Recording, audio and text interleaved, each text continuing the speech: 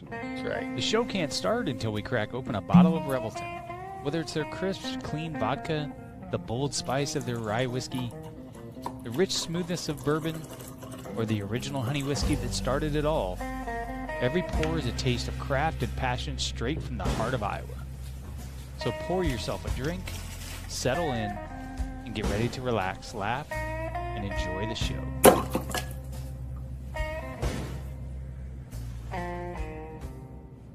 Hey, it's Andrew Downs. I'm proud to support Three Beards Media, and I would love to work with you. If you need merchandise for your company, organization, band, softball team, whatever, I can help. From name brand apparel to promotional items, large orders or small, online stores, and more, I can help your brand stand out. AKC Marketing is local, based in Johnston, and we are an employee-owned business, so our costs are low and our turnaround times are fast. But most importantly, we give you personal service to make sure you get exactly what you're looking for. Email me at andrew@akcmarketing.com or find me on social media, and let's make some cool stuff together. Now sit back and enjoy this Three Beards Media podcast. Would you like to sample some of my nuts?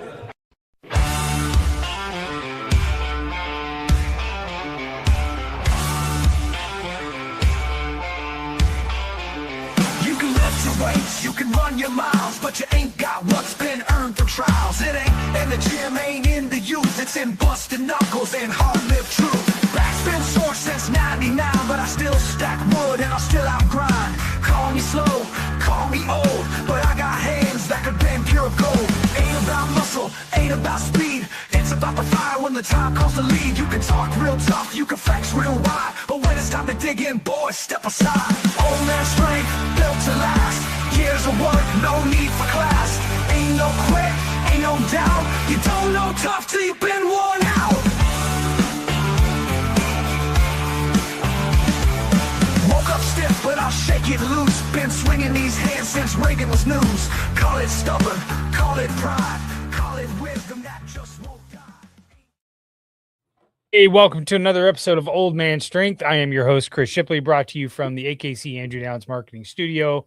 Normally joined by one of my co-hosts, either Aaron or Tim. It's been a couple weeks since we've hosted together. I was in Vegas 2 episodes ago, and then they weren't available 2 episodes ago. So I had Amy on here, and then last minute we called in Dave from Saya the Storm because Aaron couldn't make the hotel room, and unfortunately Tim has some issues with his sister and some family health issues, and we want to pray for her and let him know that we're thinking about him. But I'm really excited to talk to Dave tonight and our guest. But Dave, how you surviving the weekend? It was kind of a crazy weekend on our Well, so, of course, a week ago, I got hit and run by a U-Haul trailer vehicle down in Kansas City. On my way We're pretty back sure the guy was drunk or stoned.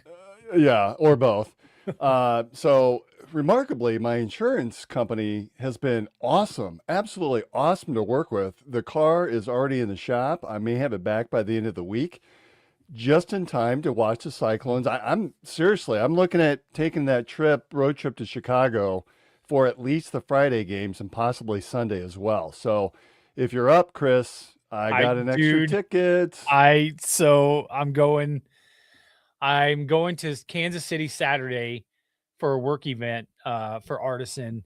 There's an awards dinner down there, and one of our communities is up for several awards. So as part of the corporate team, I'm going down to support that. So Friday night, the game is pretty late. My sister-in-law, Julie, and Mark are coming down to spend the night to do something here in town. So we're going to watch a game Friday night. And if they make Sunday, there's no way I would make that. So, but I was like, well, I've got, Keith Stragi, who does Tracking the Storm, lives in Indianapolis. I could stay at his house free for the Final Four. And then I was reminded that it's Easter weekend, the most Catholic holiday on there. And I'm pretty sure I'm not going to be able to go. So they have churches in Indianapolis. I checked. There's some Catholic ones too. I'm aware. It's not a bad idea. So I've got it figured out. Know what? If there's Cyclone basketball, I will find a way. Well, I'm not saying I won't watch. And also, if they make the Final Four, God will understand. That's just he's willing me to go. So, or maybe it's a test. That's right. Or maybe it's like a test. I don't know. We're now 2 wins away from that that tattoo. So I'm Yeah. really Oh, looking I'm forward to getting that. that. As well. I will Oh, get that. I don't care. All right. We are super excited to be joined. I've interviewed this gentleman once before on another podcast, and I follow him on social media. I've seen some of his stuff. The first time I ever got kind of introduced to our guest was my wife surprised me with tickets to his show Triple Espresso, which is a long running trio show here in Des Moines. So, but our guest today he's survived decades of stand-up comedy, which basically means he's been in more cities than you and I combined, probably. He's nationally toured comedian, actor, professional crowd roaster. He's appeared on HBO's Comedy Central, Gotham Comedy Live, and even did a sketch work on Late Night with Conan O'Brien, which is proof he's been funny long enough to have worked with people that still probably have landlines like us old men on this show. John Bush, thank you for joining Old Man Strength. Yay. Hey, I'm so excited to be here and excited for all of you with your basketball fandom. What a huge deal. I'm a Gopher fan, so we have few and far between when we have these kind of, although the women I think right now are doing well in the tournament. Yeah, they won a last second shot the other day. Yeah. So yeah, because originally I really grew up mostly in Minnesota. So Well, I thought Hawaii was your claim to fame. well, yeah. So and I was just up in Duluth because I did this. We did every year I say yes to this gig that I'm like, why did we say yes? Myself and a comedian, Matthew Jacobson, go from here to Bay Mills Casino in Sault Ste. Marie.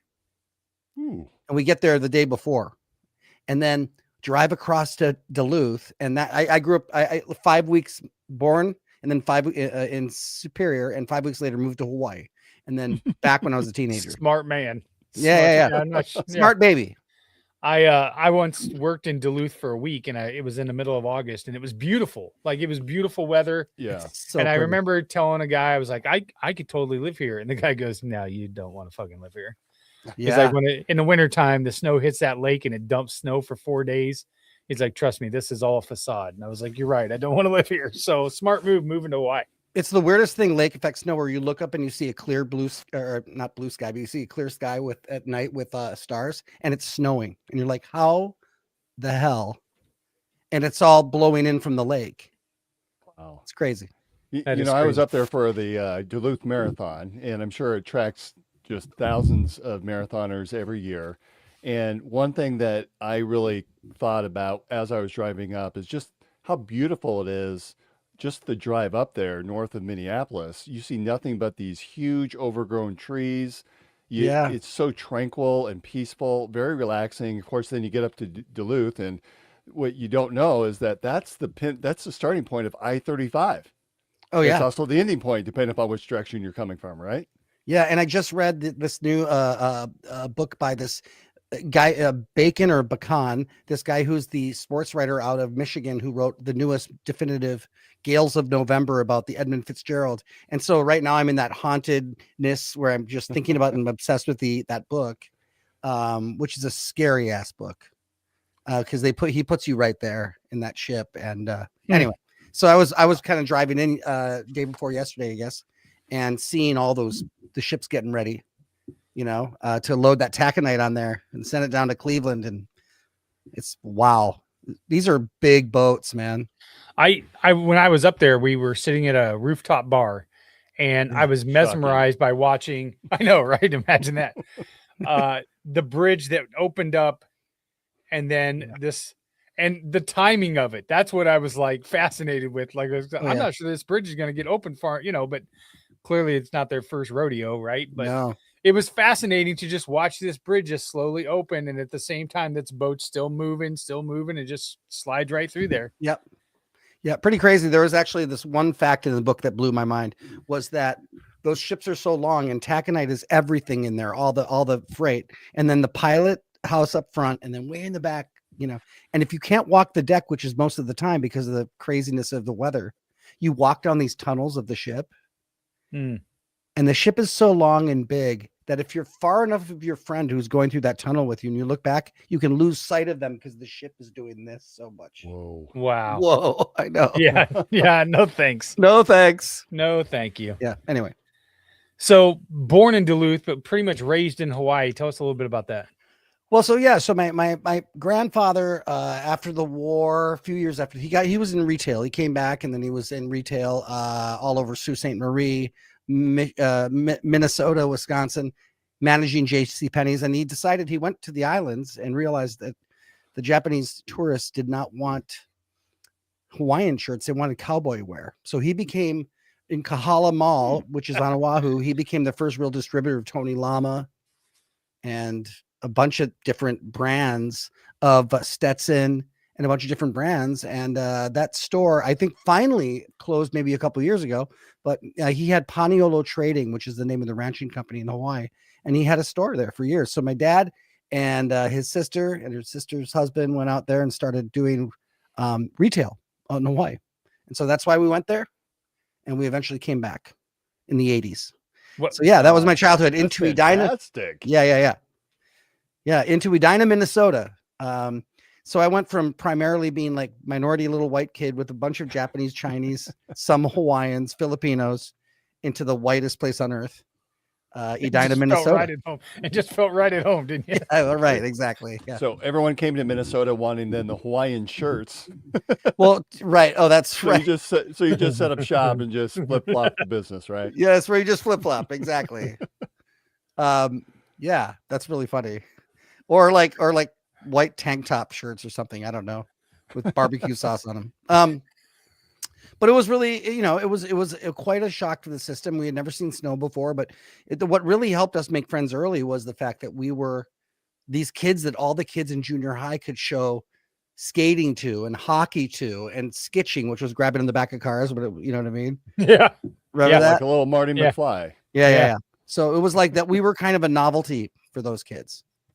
So And they could get you trained or whatever. Well, that was going to be my next question was kind of the transition. Like I remember when did you move back? How old were you when you moved So back? I think I was 11 or 12. I was in Okay, that. so yeah. you were obviously a little younger. I lived in Iowa my entire life and moved to Phoenix my freshman year of high school. Whoa. So it was a complete culture shock for me, right? Moving from small completely. town, from Des Moines, Iowa, and that stigma of being from Iowa to a big, huge town in Phoenix, and that adjustment for me. What was that like for you moving to it clearly was a completely different type of culture? Well, first right? of all, I was going to ask you, was it like out of a movie, like 80s movie? It's like, listen, farm boy. Oh, be a big dude, deal back- it was brutal. Let me tell you. Okay. Oh my God. Yeah, I joke that's probably honestly where I gained the majority of my weight because I was so miserable. I left all my friends in high school. Yeah. I was so miserable. Yeah. That I went to school there every day and came home and would eat a box of Kraft macaroni and cheese every Good for single you. day and just not ever leave my apartment for 7 months. It was brutal. But Let me yeah, a ask lot of you, do you- teasing. Desmonez, are you from Ohio? Were you from Yeah. Idaho? The first day I showed up, Idiots out walking around. Potato the first day I boy. showed up, it was like 65 degrees. I wore shorts and everybody was like, who is this fucking moron? Oh Like, hey, my dude, I God. just left minus 20 degrees. This is an 80 degree difference.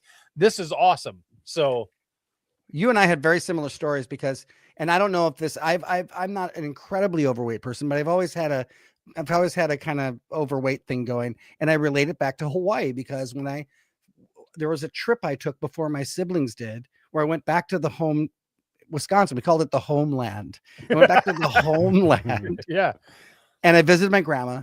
And in Hawaii, milk was so expensive. I never had it. And it was powdered milk and it was fucking awful. Ooh. And I discovered cheese and I came back like, Yeah. and I came back like bloop. Yeah.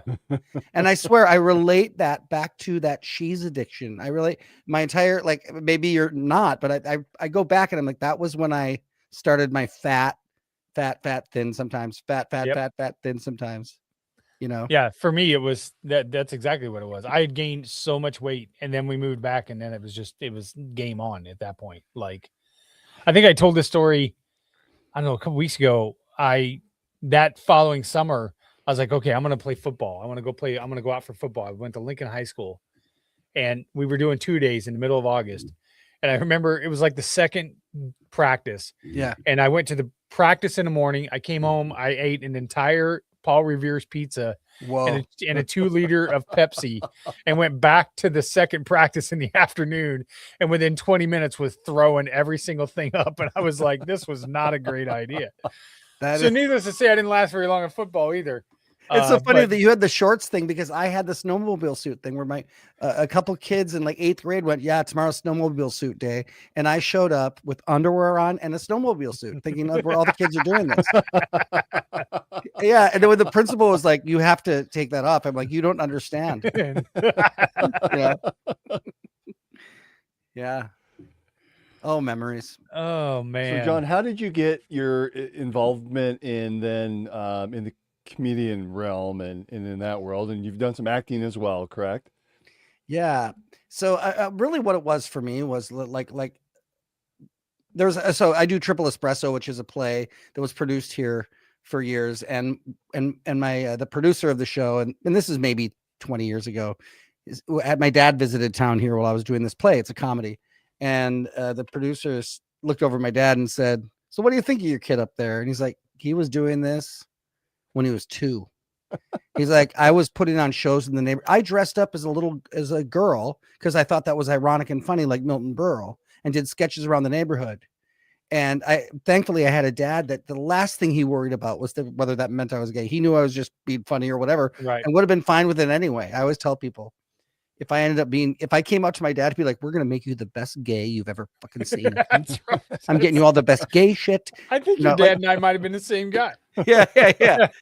So, I mean, I was always doing that. It was always my thing to do skits in the neighborhood. So when I was a kid, I was in a rock band. I was the leader of the pep fests. I did theater. I did choir. I was just, so really I just kept going. When I got into college, I was like, well, then all of a sudden I was like, had nobody to talk to. I'm like, okay, I'll go try to make people laugh alone, but at least I'll still try to do that. So it's kind of been just, I kept doing it. So let me ask you this couple things. Two questions. Yep.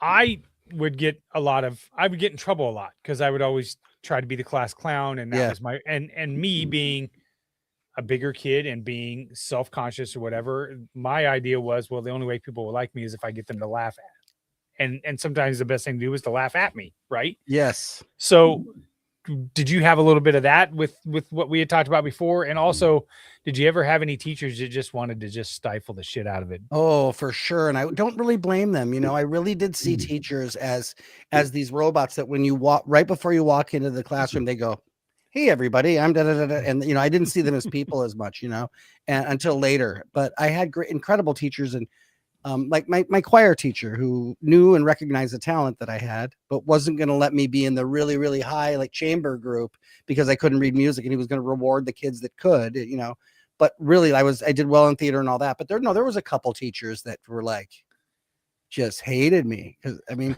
there was one that said, "Don't show your face in here again." And the next day I had a paper bag with the eyes.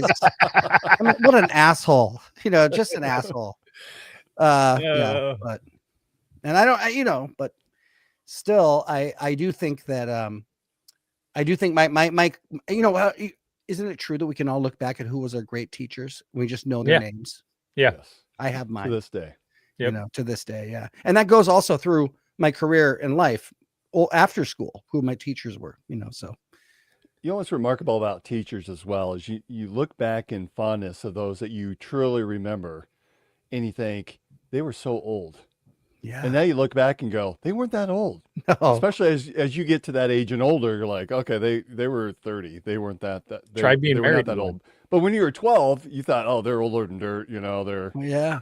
They're just hanging on, trying to finish their career. Just No, hanging on. they're 30 years old. Yeah. Unbelievable. And I was talking about I had a manager in New York named Lucian Hold, and Lucian Hold, lately he's been a little bit more in the conversation because Adam Sandler talked about him in a little roundtable with Clooney about how he was this guy that really helped to discover him and all that. But Lucian was my manager when I lived in New York from 96 to 2000-ish. But I was telling somebody what a great teacher he was. And he ran the comedy club, the comic strip, but he also managed me and like Tom Papa, Ian Bagg, Kyle Dunnigan, some people. But he said to me one night, this is just talking about when you're a great teacher. He said, because on the weekends at the comic strip, it's paid audiences, bigger money, 2 shows or 3 shows a night. And it's when they put the hot comics on, right? And he was going to put me on. I'm not saying I was a hot comic, but he was going to put me on that. And that's when you pull out your A shit. But on the Monday or Sunday through Thursday, it was just a show that ran from 8 to like 2 a.m. And Lucian said to me one night, he goes, well, John, this is how we talked. He was like, you're not bombing enough on the weekdays. And I find that offensive. And I don't know why you're doing that. And I'm like, what are you talking about? He goes, well, of course, on the weekends, I want you to pull out your A stuff and kill. But you should be trying entirely new stuff every time, Sunday through Thursday. And I hear that you're doing too well. And I know you're just doing your Friday, Saturday stuff. Well, you're not going to grow as an artist if you do that. And I want to hear about you bombing more. It's like, that's a great, that's credible. It So I goes want to you the same thing. fail to succeed. Right. That's Yeah, just is what I he's was going to say. saying, yeah. It goes to that old saying that you sometimes you have to fuck things up or fail or whatever Yeah. and try things you're not ready for. Yeah. Try stuff. Yeah. You know? And when I look back in New York, incidentally, I was around Louis C.K., Bill Burr, Jim Gaffigan. I was around Wanda Sykes. I was around all these people. I'm not saying they were my friends, but I was around them. And every one of them on the weeknights was notebook, new shit, notebook, working their ass off. Anyway. Were there, over the years, have there been jokes that you thought this is going to be an epic fail that have been highly successful that you thought, oh, that went off a lot better than I thought it would? Yeah, there's those, and then there's it's so funny though because it's not linear. I mean, it's like my dad had a bucket in the garage, and he'd find something somewhere, and he'd go, I don't know what I'm gonna use that for, but I might need it someday. And he'd throw that in the nut bucket, we called it, you know. And I have a cable bucket. I have one of those. It's a you bunch have one of cables. those? Yes. I needed a cable the other day, and I was like, fuck, I threw it out. Yeah, and maybe you'll find it in the bucket, right? Right. Before you go to the hardware store. And it's funny because that's to me comedy writing. I go, okay, that's a thing. Let me put it there and keep it in mind. Don't throw it away. You know, because there's a character I do named Natan. Natan is like this guy that I used to do videos for. There was like a home DIY guy that was a moron. Welcome back to Natan's workshop. It's Natan. And it was based on. In like 1996, I was at a ski resort, and I was skiing down the hill with my then girlfriend. And this photographer, you know, the photographers on the ski hills. Yeah. This guy pulls up, and his name tag says Nathan, and he's like, "Hey guys, here's your photo. You can buy it at the bottom." And they look like Spicoli. And then before he skis away, I go, "Thanks, Nathan." He goes, "It's Natan." And then he was like, and I'm like, I wrote Natan down and threw it in a bucket. It was my comedy writing book, and like. 15 years later, I was like, that's the name of that guy, you know? So that's why I try to tell young comedians, why don't throw away your shit, man. You know? So you have this perpetual bucket sitting out there somewhere with all of these bits and pieces you're just waiting to put together. Well, kind of. I mean, I'm not trying to, I do forget to put stuff in the bucket, you know? And then I get confused when I look at a note I wrote down that says mustard bunny rabbit. And I'm like, shit. Well, when did the shadow puppets come out of the bucket? That's the question. Well, that's an interesting thing because isn't it funny when sometimes we find out that we follow our genealogy way more than we think we do? So Triple Espresso is a show that has that I do is really a variety show. It was created by a magician, a musician, and a comic comedian mime guy who did a lot of street theater. And that guy is amazing. All of them are. But when I took the show, it was the first time where they decided, can we train others to do the show we created? Because they created it after their own acts. And so I finally saw the show. They wanted me to see it. And there was a shadow puppet act in it. It was amazing. The only memory I have of my great grandfather, who was a vaudevillian comedian who did the Ordway circuit, which was I think it was the Midwestern leg of the Ordway circuit. And the only memory I have of him is showing me his shadow puppet routine he used to do in the Ordway theaters. It's the only memory I have of my great grandfather. And so it's not entirely accidental that I ended up doing shadow puppets too. And when I did the show in Des Moines, like in 2002, I love when old people get mad at you because they don't remember something, but you ask them about it. And this old guy left the theater going, I saw this guy do the Ordway circuit and he did that goddamn shadow routine. And I went, do you remember his name? He goes, I don't fucking remember his goddamn. You got mad at me. But yeah, so But the shadow puppets are just amazing, and I've added to them a little bit lately. But people love shadow puppets. They turn into children once again in the classroom when it was a substitute teacher in a movie and you didn't have, you know what I mean? The lights Yeah. went out. Yes. So It's film day and it's shadow puppet day yeah. for sure. Yeah. Tell us about your first time ever being on stage. I mean, there's always a first time. The first time that I ever did this podcast, if you go back and listen to it, was a complete shit show compared to what this is now, which is not exactly super great. I'll give you credit, but I'd like to think that Do you I've gotten a lot mean better. doing stand up? Yeah. Yeah. So Yeah. I think that it was like I just know that well what happened for me was I was ushering at a place called David Wood's Rib Tickler, which was a comedy. I know. What? Check this out. Check this out. Who knew In that was Minneapolis. Dave's nickname in college? So Well, that was Clit Tickler, but both of them had kind of a similar. I'm cutting that. So just Well, so you know, that's I'll cool. tell you right now. You can cut it. So Oh no, it's going on socials. That'll go on socials. that's fine. No, so Dana Carvey and David Spade on their podcast, Fly on the Wall, Dana constantly brings up David Wood's Rib Tickler. It was a club that this guy, David Wood, who I'm still friends with, who was a comedian, who had great jokes. He had just these simple one-liners. Who's the first guy to milk a What cow? town is this? What This is town Minneapolis, is this? St. Paul. Minneapolis, St. Paul. And Now Wood it's Tickler? Acme. Have you ever heard It's of not Wood Acme? Tickler. No, it's not Rib Tickler, Minnesota, Rib Tickler. or Wood Tickler. So Acme Comedy Club right now is like one of the most premier it's considered a very respected comedy club. It's in the basement of the North Loop of the Twin Cities. And I just did it with Kyle Dunnigan. My first time being back there forever, but it's the first time I went on stage, and I was an usher in high school there. And it was a comedy magic club based on the Comedy Magic Club in Hermosa Beach, California. And you would go down to the basement, you still do. And it was a MC, clean magic act, and pretty clean headliners, really. But show always started on time, but that's where I saw Dana Carvey before he was famous. I was an usher there. The list goes on of incredible acts I saw there. But anyway, that's where I worked as an usher.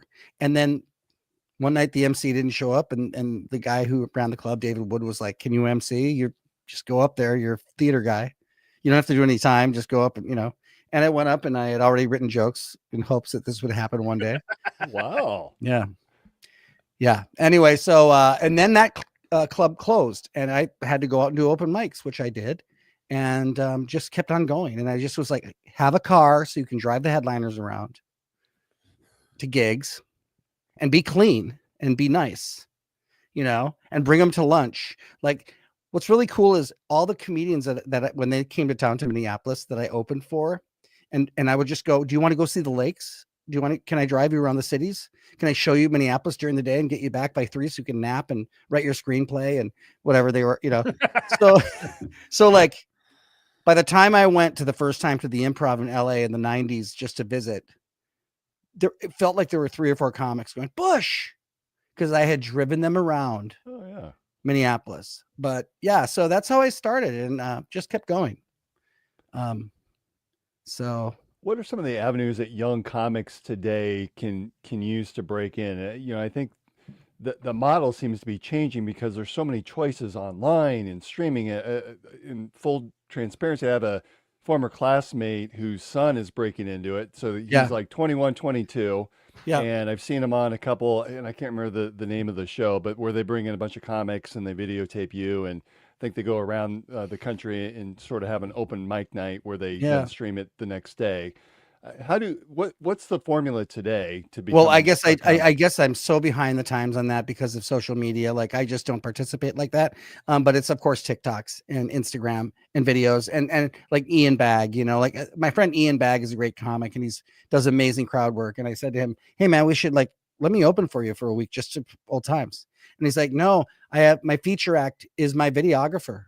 And every day he films me on stage with my improvs. And then I save my material for comedy specials." And that's really what it is. So it's right now, the only advice I give young comedians now is about the art form itself. And that is like, I go, don't throw anything away, like the comedy bucket.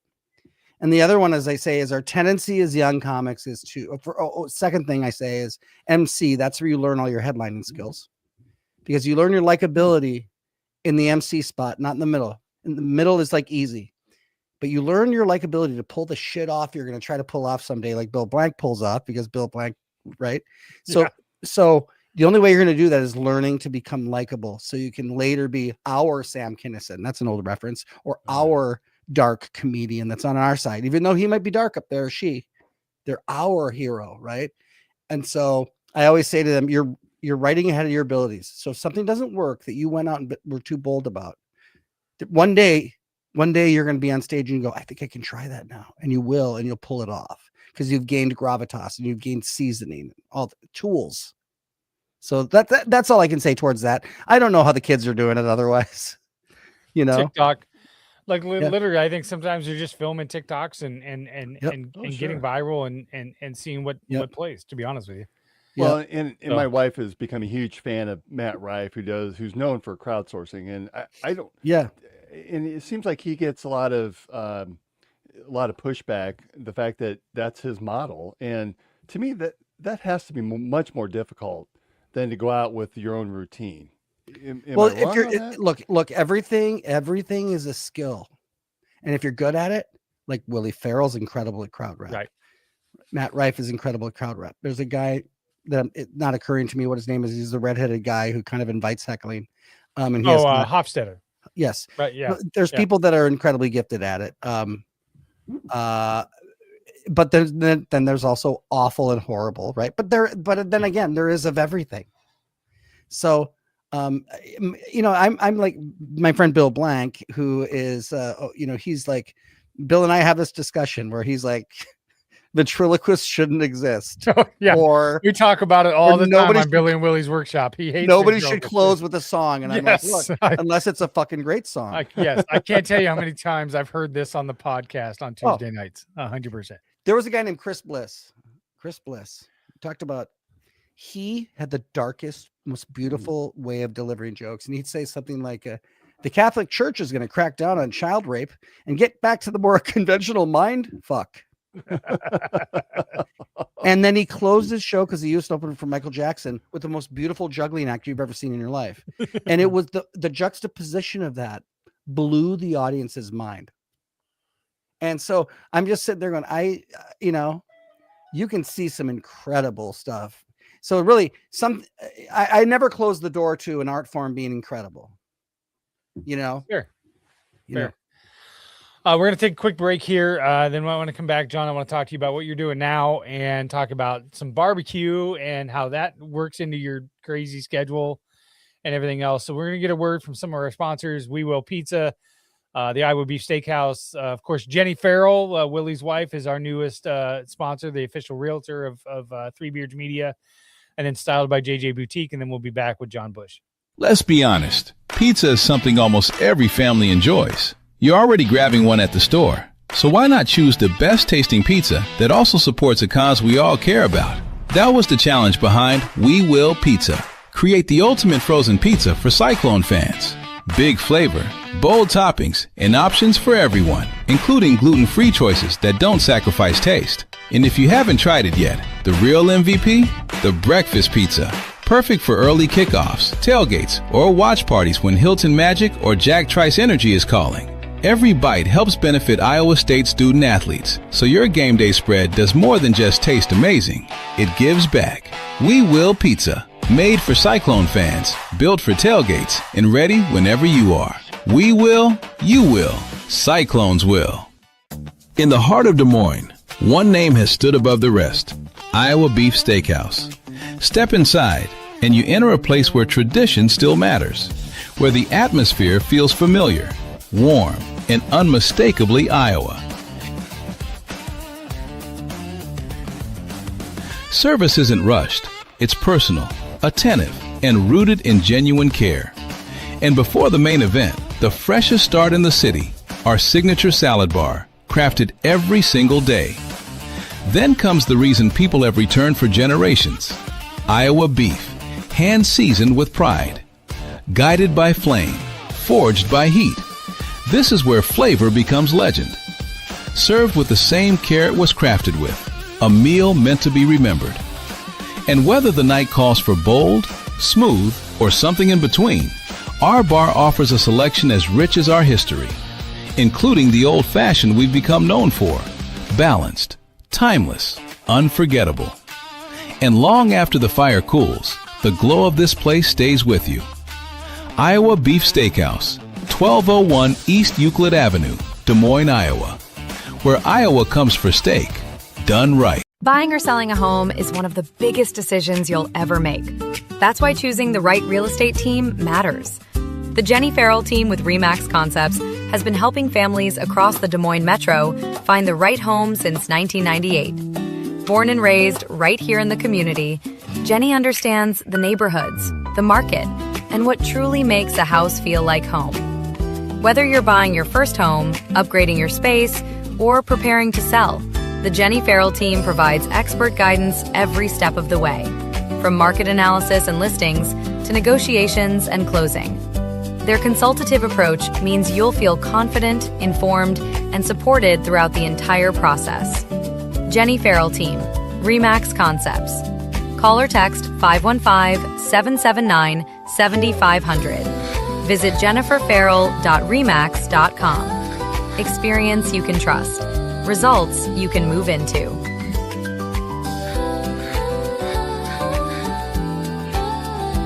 Gentlemen, let's be honest. Finding the perfect gift for your wife or girlfriend isn't always easy. You want something thoughtful, stylish, and unique. And that's exactly what you'll find at Styled by JJ Boutique. Julia Bradshaw and her team strive to be your go-to boutique for casual, boho, and chic clothing and accessories, helping women elevate their style one piece at a time. Located right here in Johnston, Iowa, Styled by JJ brings trendy, high-quality fashion that boosts confidence without breaking the bank. So, if you're looking for a gift that says, I get you, instead of I tried, head to Styled by JJ Boutique. Because nothing makes her smile like feeling beautiful. Styled by JJ Boutique, where style meets confidence. Visit our Johnston location or shop online at styledbyjjboutique.com. All right, and we're back with our guest, John Bush. John, obviously, a lot of people know you about comedy and your comedian chops and things like that, but you're involved in a lot of other things. So I'll give you a choice where we're going to go with this next question. Do you want to talk about barbecue, or do we want to flip and talk a little bit about some serious topics about some of the things that you're passionate about outside of comedy? Boy, maybe what we'll do is let's talk about barbecue really quick and then kind of dovetail. I think that's great. I have a little time to prepare my brain for that. I think that's great. Yeah. So not a lot of people know that you're affiliated with What You Smokin' Barbecue in Luther, Iowa, which is fantastic. I think it personally is the best barbecue place in Iowa. Yeah. Short of Coach's Kolaches, only because he only does it. Brent only does it part-time. But how are you connected to those guys, and what kind of got you into that? Well, a lot of us know Gwen, who owns a What You Smokin' Barbecue, and she's also a musician in town, and an amazing musician in town. But I've just known her for so long. I came in 2002, and I just was always hanging out at those bars that she was always around. And after my shows of Triple Espresso, I came here doing a play that went from 6 weeks to 2.5 or a year and 4 months, and then we've done it ever since. And I met my wife, but I know Gwen from that, and then my wife does her eyebrows. My wife is a hairstylist, and I think she married me because I'm never homework, you know. But I was wondering if you were going to go there. Yeah, I go there. But she, anyway, there was 3 or 4 years ago when they first did the fair, when the first time that restaurant, What You Smokin' Barbecue, which is in Luther, about, northwest of Des Moines, about 30 miles, decided to have a tent right next to the brew tent at the state fair. They said, do you guys want to work it? And we were both like, yes. Summer money for comedians is a little bit slow sometimes. And so we worked it and had a blast. At the end of it, she said, do you want to cater? And I said, yes. And I just, their food is unbelievable. It's so good. The food is the rock star. It's such an easy cater because it's not too much variety. It's like brisket, beans, pork. It's really pretty basic. And what I love about it is when I serve food at events and the money's good, I'm like, I don't have to perform for you. And when I perform for them, I'm like, I don't have to feed you because I do a lot of events. Yeah. You know, is my performing. So anyway, that's what I love about it. And the team up there is so cool. I personally, the thing that I love about it is it looks so small. Yeah. And you pull in there and you realize there's this gigantic building out back. Yeah. Which might be my favorite place to eat because I love the little bar area and the clubhouse and the bar area. But then during the summer, the space in between those is all packed with tables and stuff like that. And dogs. People bring their dogs. It's just so great and such a great, and it's on a perfect location right there on the highway. Yeah, yeah. They're never not busy. They're never not busy. So I always tell people, this is not a place you go if you're in a hurry. Yeah. You can call ahead and get your order, but don't go in a hurry. And yeah, no, it's incredible. The place is awesome, and I love going up there, and it's great. You know, I show up, and what's cool is that when they do it right, I show up and I get the van and I back up, and my stuff is basically I just go to the pit. And when they're really slammed, those guys in the pit, if I'm helping them after they've weighed the meat, put it in the half pan, and I can cellophane and do the rest and get that's usually their bit. I'll all of a sudden look over and there'll be a piece of barbecue paper with a big slab of brisket on it. I'll just see it. And I'm like an alligator. I'm like, I just in the fatty brisket, forget about it. I mean, my wife is not that big of a barbecue fan, and we went there and she really loved it. Like that's the spot that she will go. Oh yeah. I mean, I clearly can't make it well enough at home that she wants to eat it here, but if we want barbecue, we just go to What You Smoking. So yeah, well, and it's funny because this last year they've been up for best 3 top foods every year. Yeah. And this last year it was handballs. And the handballs were not just handballs. It was 3 different flavor handballs, right? Yep. And my wife is of the age where she's going through hot flashes. And usually she does the fair with me. That's become our thing. And she said, I can't go there. I can't go there in August. And I can't do that. And they said, well, they got to make 75,000 handballs up in Luther and it's air conditioned. And she jumped on board. And she became the team handball leader with teams of high school kids. Yeah, it was incredible. And then I made the mistake of when I was at the fair saying, hey, everybody, I'm Johnny Handballs. Because I'm a big handball. I made this joke about everybody. Well, now it's just there's no respect left. I walk in and they go, Johnny Handballs. and now your wife goes by Mrs. Handballs? She goes by Mrs. Handballs. And it's honestly like now it's incidental where it's not just a funny nickname anymore. Now they'll be like, Handball, can you hand me that? Yeah.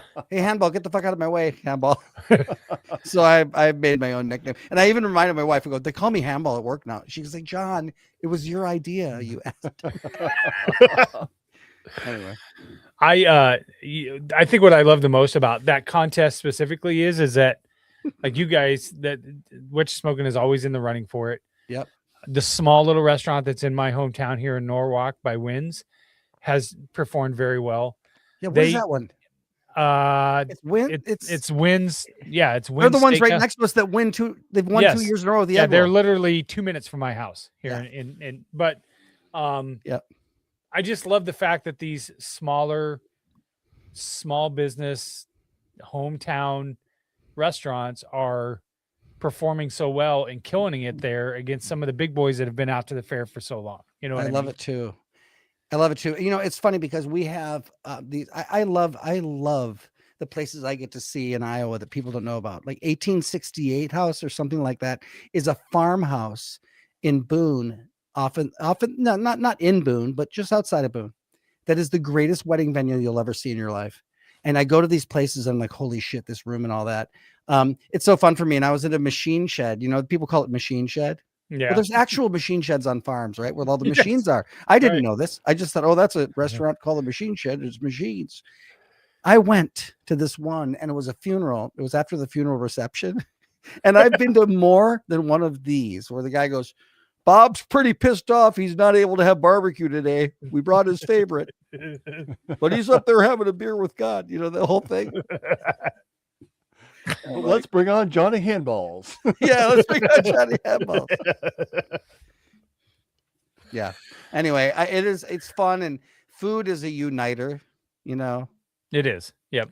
What I really like about the fair too is that it's the consumer that gets to pick as well. So you don't have the big conglomerates that are in there raising their hand. It's Iowans that get to go around the fair, select the ones that they think is the Yeah. best. That's what's remarkable about our fair as well. I think it's pretty Well, cool. yes, and I kind of recognize that the real important thing is not necessarily, and it's important, winning that prize of the top three. It's being the top three because all fair long, everybody's like, it's a pilgrimage to taste the top three. Mhm. So your line never ends because people are trying to try the handball. So Yeah. even if, the second year we were up, we had the Iowa Smoke'em roll, which was like a kind of a sushi roll, but it was all Iowa ingredients. But the one next door won the chicken egg roll, the one you're Yes. talking about. Yep. Mm-hmm. Well, all of us, no, it was a cheeseburger egg roll. All of us in our booth were like, that thing's way fucking better than ours. And they won. By the way, ours was incredible. But again, the amount of business ours did because we were just nominated, the lines of those two. Yep. And you could tell people were like, husband, you go to that line, I'll go to that line, then we'll meet and That's sometimes what my wife and I did as well. Yeah. And it's kind of the same thing with these top, like every year they have the best burger. And that, that drove Stacy and I drove to Milo last year because some restaurant in Milo finished third and we were like, well, let's go try it. We grabbed our friends and went down there. We'd have never went down there to eat that or to try that without knowing about it and things like that. And they were like, we get people in here like every night based off of that list. It's crazy. It's I just don't know incredible. that those are always the best of Iowa though, because if they're the best, why aren't they nominated every single year? It's like there's a new list of 10 and then they go off the radar and then there's another list the following year. It's never the same list. Well, it used to make me a little crazy when you would look at like whatever there was the two readers downtown. There's City Pages, there's City View. City View, yep. And I'd be like, City View would be like, best local fries, McDonald's. And I'm like, and I turn into Nicholson. I'm like, you're really going to goddamn give it, Bebops. Bebops. Best local hamburger. Yeah.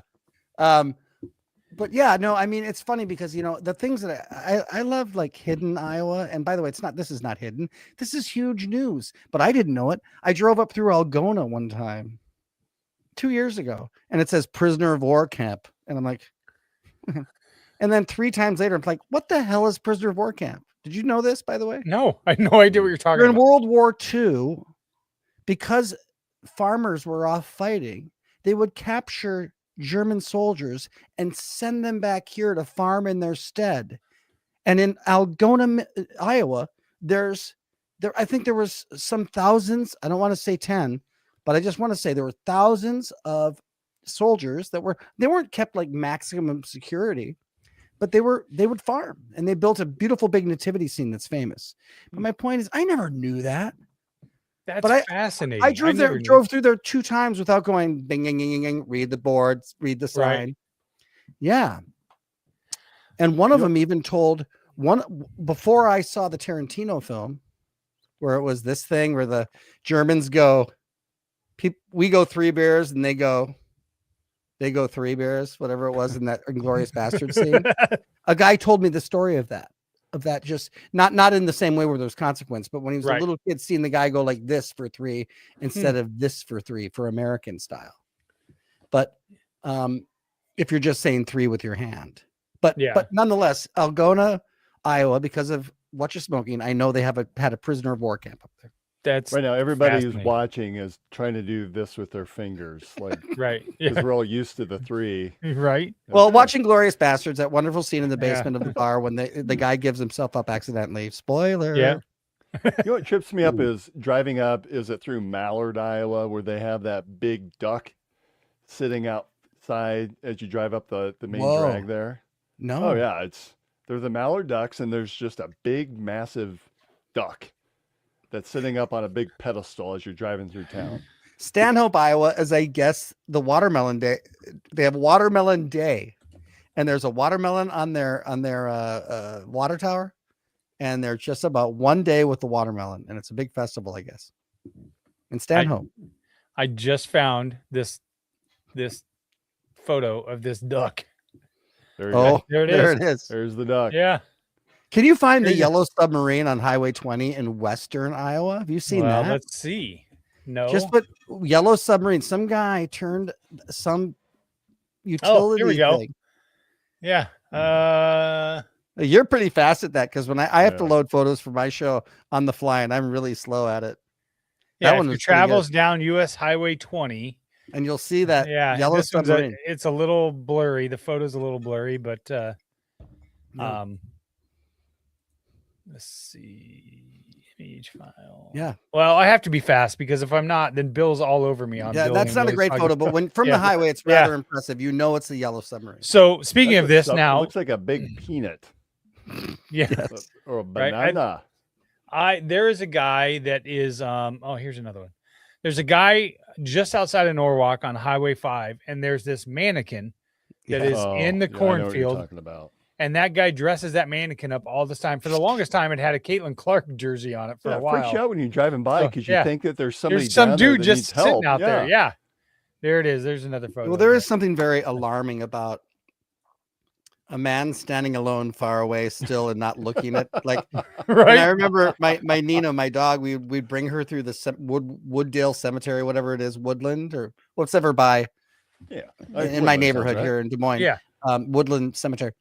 And she would see the full-size Jesus and be so freaked out by that it wasn't moving as a person. She's just Right. like, yeah.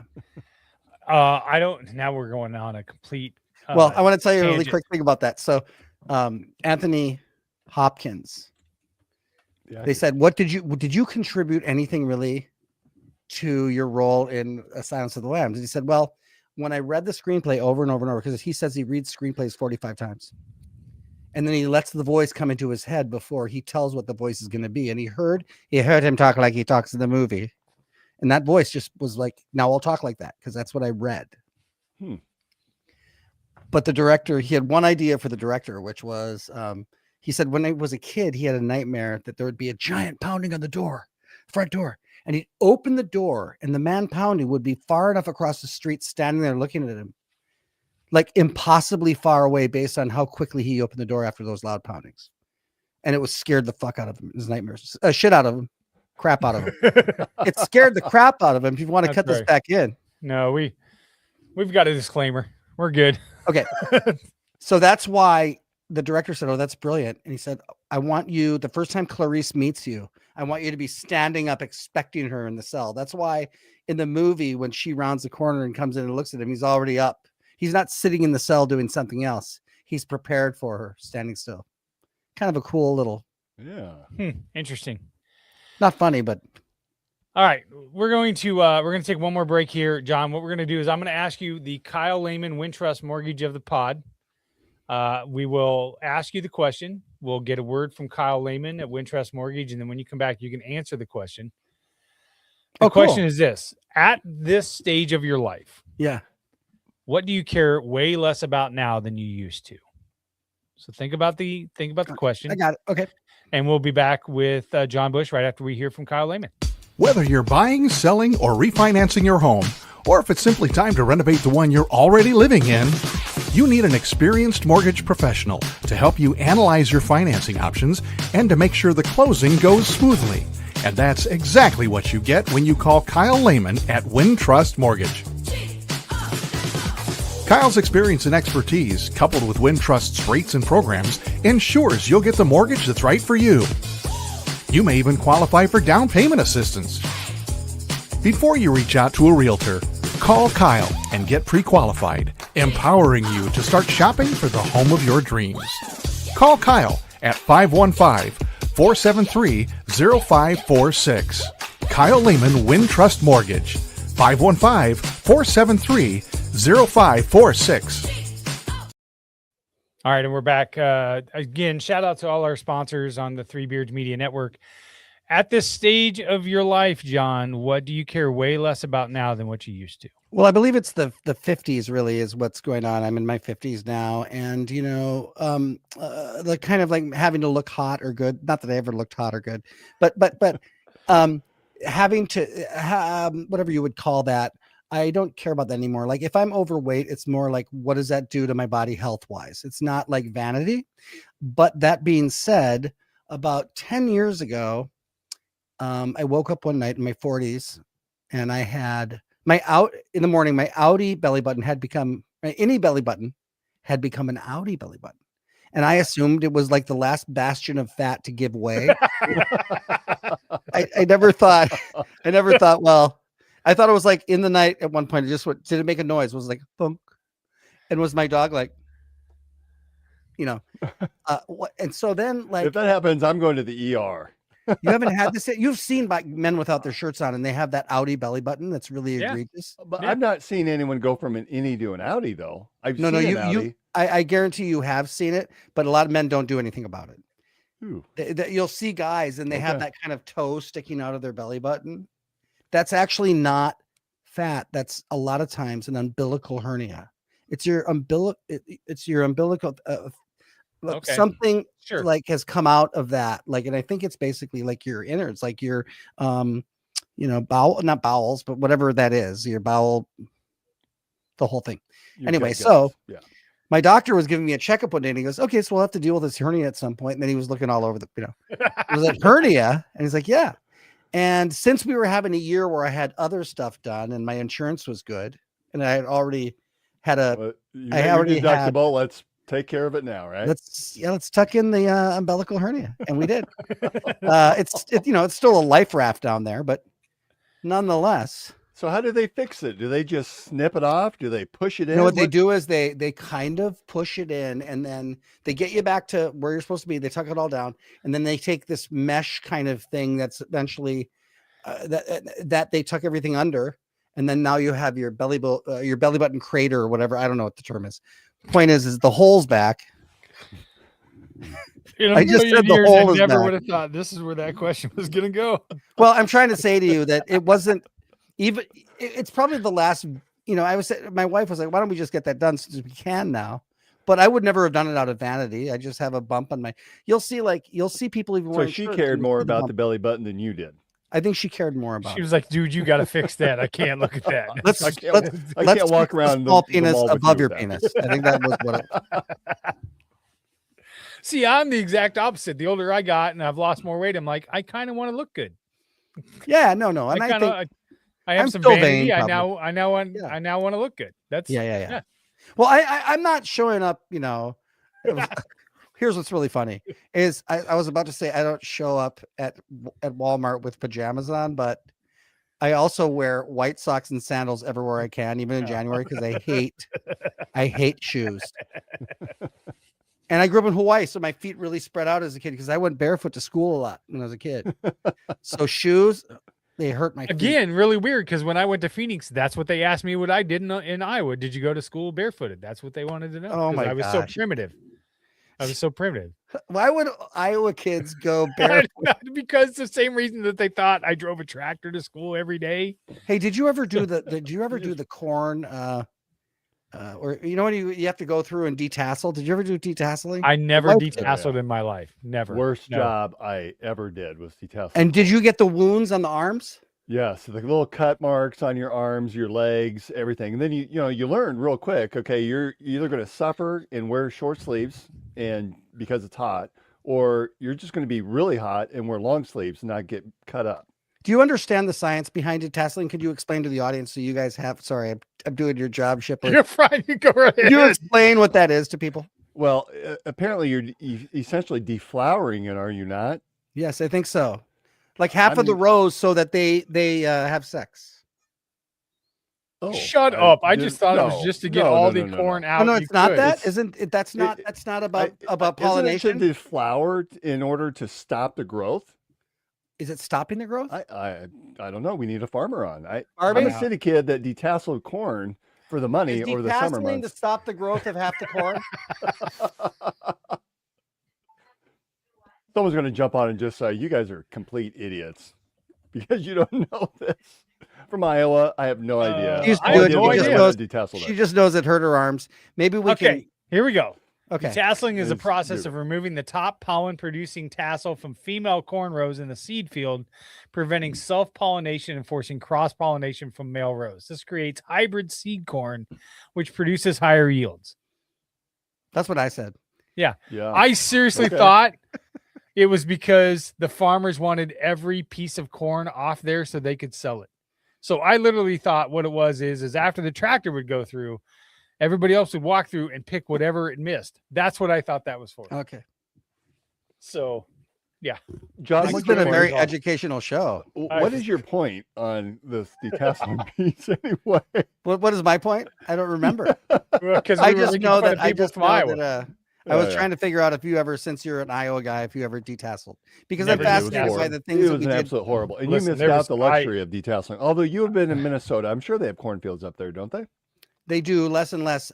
I was though with my friend Matthew Jacobson the last year when we went, not this year, but when we went to Brimley to see a Sault Ste. Marie, we went up there, and all the way up, I'm looking at these buildings going, and I wouldn't see them. I saw them in Iowa a little bit. I'm like, what are those buildings that are kind of shaped like this? And they have the slats that are not fully enclosed. There's like space between, and he couldn't tell me. And this guy grew up in a farm. And finally, one day, I sent him a picture. I go, "Is this a corn crib?" And he's like, "Oh yeah, corn crib." We had spent 24 hours in the car together. Anyway, I don't even know where to go with that. So, all right. Well, I- sorry. That's all right. All right. It's like me to end on a corn crib note. Nope. Last segment. What we do here, Three Beards Media, is we do try to do some good around here. We do try to raise some money for charity. It's part of our Fun. mission statement, things like that. So, what we do here, this portion of the show or this segment is called the Shut the Fuck Up segment. So basically, what this is this is inspired by a previous guest who wanted to get her point across, and so she finally told Tim to shut the fuck up so she could finish her statement. And we thought it was so funny that we would sponsor it in a different way. We're inviting listeners to donate to the Young Women's Resource Center in honor of the Shut the Fuck Up moment. And the way this works is, John, is I'm going to play an ad just from our previous one of our previous guests, Steph Copley, to talk a little bit about the mission of the Young Women's Resource Center and how important it is to donate to them. And then when we come back, we have to shut the fuck up, and you can say whatever you want about any subject. Nothing's off limits, and we cannot react or whatever else. So if you want to shit talk somebody or anybody else, or this is normally where people will shit talk sports or what have you, or give a serious take, completely up to you. But let's get a word about the Young Women's Resource Center. And I have to We'll do be this back. on improv. Do I have time to think about it? You got 45 seconds. That's Oh how my long God. this thing Oh is. my God. I mean, I don't know if you're aware of this, but that's usually what you guys do, right? Is You're right. Yeah. Okay. Sorry to.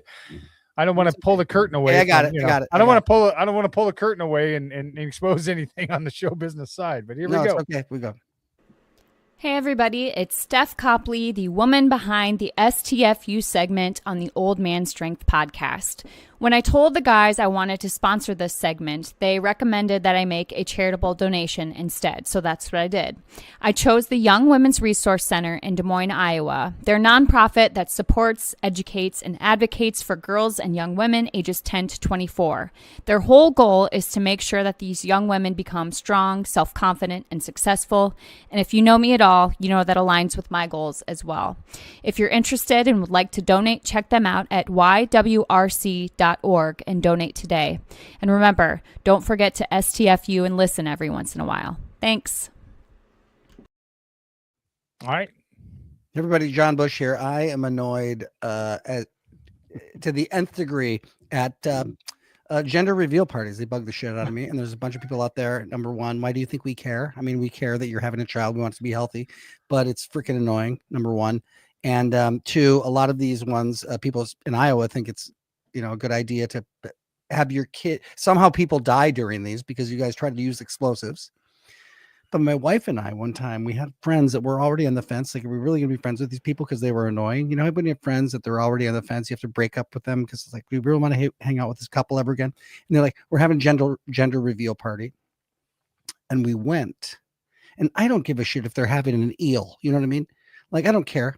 But my wife was like, you got to wear pink or blue. So I chose blue. And we went. It was a bunch of people. And when they revealed the gender, the couple was like, wow, that's crazy. I'm really surprised. So weird. And I was like, why are they so nonplussed? Why are everybody in the room's clapping, but they're like, On the way home, it was revealed to me that they already had a first gender reveal party because nobody could come. They faked the second one. Oh, jeez. And I said, this is the tipping point, honey. This was what we needed. No more friendship. Anyway, that's all. Because, it's a shakedown for diapers. It's a shakedown for diapers. Yes. Dude, let me tell you, I grew up, we had birthday parties. People would bring me gifts. We'd have cake. We'd play games. That was it. When my oldest had like a birthday party where they were old enough to invite somebody, and my wife told me we had to buy shit to give to these kids for the fucking birthday party, I was like, what?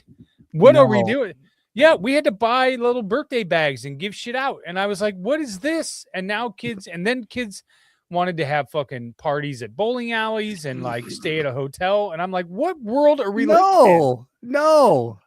So it was the beginning of the end of society, as far as I'm concerned. Yeah, my wife and I. You guys have kids then? Yes, I have 4. Almost. If I ever had kids, I'd want to be like when I'm super old. So when she or he get into their teens, I die. That seems a little morbid. That's a little much, I know. It's funny you make reference about the gender reveal because I kid you not, my nephew just had a gender reveal over the weekend. I kid you not. And so when you brought that up, I couldn't stop from laughing because he did the same thing. They had this big crane come up. Oh my God. Released, and then all of a sudden you see this pink dust going into the air and everyone's, oh, it's so exciting. It doesn't matter. You're having a baby, boy or girl. It doesn't matter at the end of the day. But it's so funny because how does that square with, and I'm not sure liberal or Republican, how does that square with the current thing that you're not supposed to assign that shit earlier? We could go into that forever. I'm waiting for the day when the gender reveal is purple. Yeah. Right. Yeah. That somewhere in between. Dude. I remember I had a counselor and we had this Christian Bible camp I went to when I was a kid. And the guy said, okay, everybody listen up. Boys in the blue cabins, girls in the red, not going to be any purple. Okay. No purpling. Yes. No purpling. That was, yes. I heard that all the time when Caitlin would go to Catholic youth camp. It's the dad that we're not supposed to be purpling. Well, I'm in total agreement with that. 100%. You should not be purpling. Nobody be purpling. That's that right. Was a term, purpling? Yes. Yeah. I've learned so much from this show already between purpling and now the detasseling corn. It's remarkable. Yeah. This show really is, an if educational anything, experience. educational. That's right. That's what we do here at Old Man Strength, 100%. Gotta love it. John, where can people find you? Where are you performing at next? And well, I have a corporate on Monday up in Rochester, Minnesota. You do a lot of corporate stuff, right? Yeah, Did I read that? Yeah. But there's going to be a really fun triple espresso run coming up, Alexandria, Minnesota, at La Hamadou Theater, which is this really cool theater in the middle of the woods with cabins. And I'm going to be doing that with the original, actually, the two of the actual original guys up in that theater in June 8th through 13. And then all kinds of shows coming up. I'm sure I'll be at the Funny Bone and different things in town. So, is there a favorite location, John, that you really enjoy going to each year or on a regular basis? Oh yeah, I mean, the Temple for Performing Arts is really where I love doing triple espresso. That's one of my favorite venues. And then it's so funny. I'll just answer it this way: any comedy club in a basement.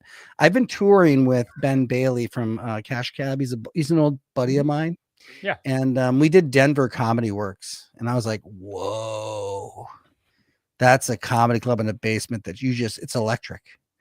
And it's so warm. That's how I just describe it, warm. And another great comedy club like that is Acme Comedy Club, which was David Wood's Rib Tickler. But also the funny, what is it called in Madison? Comedy on State. Great venue. So these are just ones I'm thinking of, but interesting. A lot of fun, yeah. Is there a comic that you would want to pay to see today? My hero is a guy named Dana Gould. He's just my comedy hero. I follow him all the time, and he wrote for The Simpsons, and he's just the most brilliant. He has just the most brilliant takes and everything. I mean, whatever it is, he's like, Hitler waged a war on humanity, then went into a bunker at the end of it, married a woman, and killed himself the next day. Marriage is hard, which is a great line. And I was telling my friend, the best thing about doing stand-up comedy for so long is you have these little treasure troves of jokes of your buddies you remember. Yep. And I went the other day to Amadeo. Amadeo is the kitchen coach, pit master kind of guy up at What You Smoking. Great guy. And he just had lost somebody really close in his life. And so I decided when he came in, I was going to make him laugh really hard. And I said, Amadeo, and it's a friend of mine's joke. I said, tornadoes are really crazy. Like a 2x4 can be shot through a semi. A cow can be found 3 miles away. 5 ping pong balls can be found in my ass. Incredible, weird shit happens during ping pong balls. And he didn't laugh until I got like 5 seconds away into the kitchen. I heard him go, ah! I'm like, yes. And that's not my joke. I told him later, that's my friend Buddy Bolton's joke. But it's fun having that collection of jokes in my head of all my funny friends.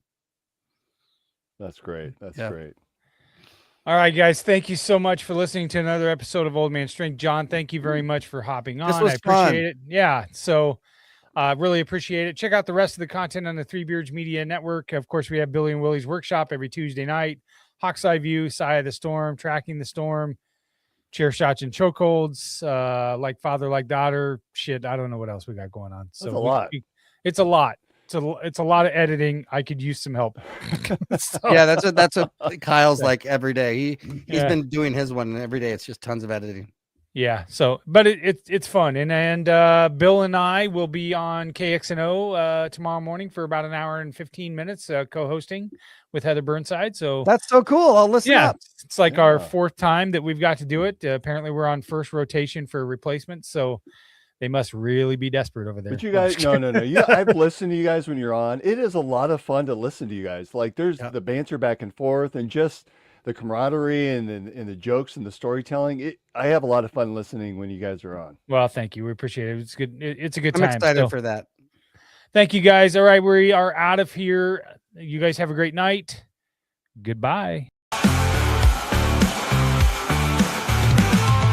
Old man strength, built to last. Try to break me, you won't get past. Ain't no quit, ain't no doubt. You don't know tough till you've been worn